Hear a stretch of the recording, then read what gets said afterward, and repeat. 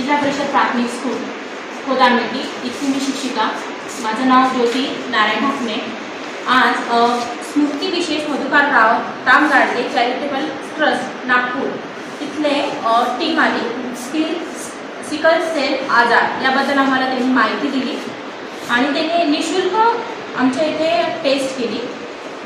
त्याच्यामध्ये आमचे पूर्ण विद्यार्थी 122 विद्यार्थ्यांची इथे निशुल्क टेस्ट झाली। त्याच्यामध्ये आमचे 5 विद्यार्थ्यांपैकी 3 विद्यार्थी एएस निघाले आणि 2 विद्यार्थी एसएस निघाले।